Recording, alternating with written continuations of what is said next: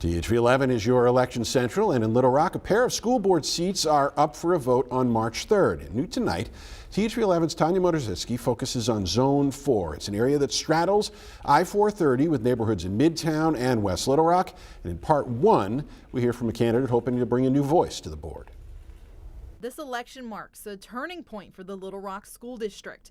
Because of declining student enrollment, a new state law now shrinks the board from 9 to 7 seats, so every contested race counts. Zone 4 candidate Eugene Krupitsky, an immigrant who came to Little Rock as an infant and now works in financial services, wants one of those seats. He has ideas on tackling the district's budget. Outdated facilities there that need to be replaced, right? So can we look at getting grants? Can we look at getting specific corporate partners that go, you know what, we'll donate that freezer, for example, right? Those are the things we need to be looking at from a cost savings perspective and count on our community, because the reality is we're all working together. At the end of the day, our goal is that we have great educated students, that they be successful whatever they want to be.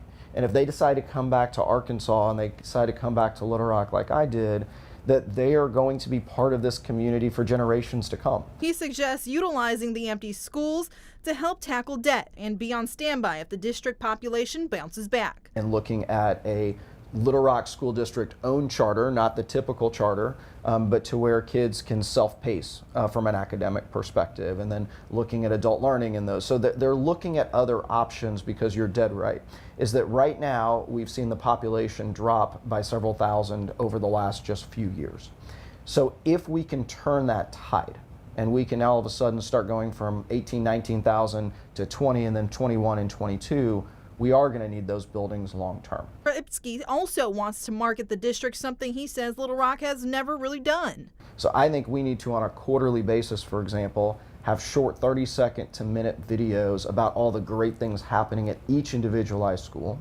And then we use social media and things like geofencing and geomarketing to actually target individuals in those school zones so that the perception starts to change, right? That's a very different conversation, something that we've never done at the Little Rock School District. But now you've got parents going, oh my gosh, there's some amazing things happening at the school. In Little Rock, Tanya Motorzycki, THV 11 News.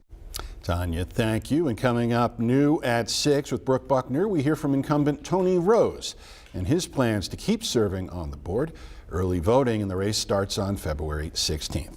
A new state law requiring the Little Rock School Board to downsize from 9 to 7 seats means every contested race counts.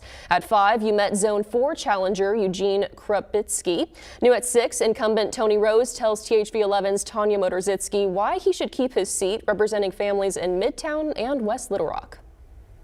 With most of the Little Rock School Board races uncontested this year, Zone 4 is one exception. Incumbent Tony Rose shares his continued priorities for the district through its latest turning point. Top of his list, attracting families back as enrollment declines by pushing for better marketing. We've hired a public relations firm. We're supposed to have a big plan coming up. The city is all behind that. We hired former mayor's chief of staff to facilitate some of that. We have yet to see boots on the ground. The board hasn't got back any of the results yet for this ongoing work, but I'm hopeful. Rose says there's tremendous clutching of nickels and dimes as the district climbed out of a deficit and is now slightly above breaking even, yet tighter budgeting remains critical. The goal is to have $15 million in the bank 2 years from now, and we're not going to make it, I don't think, but it's something to strive for. Goals are important. It fits our strategic plan. Things like Hall High.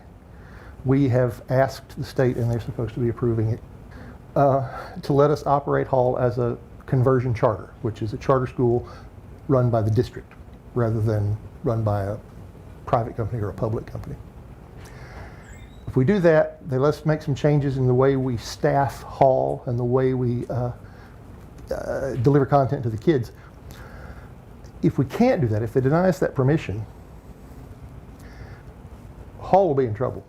We can't operate Hall with 300 kids. Empty campuses continue to drain the budget, and Rose warns there may come a time when hard decisions will be made. Now, when we have a building standing empty and we don't have a program or anything in it, we're under some obligations to turn those buildings loose.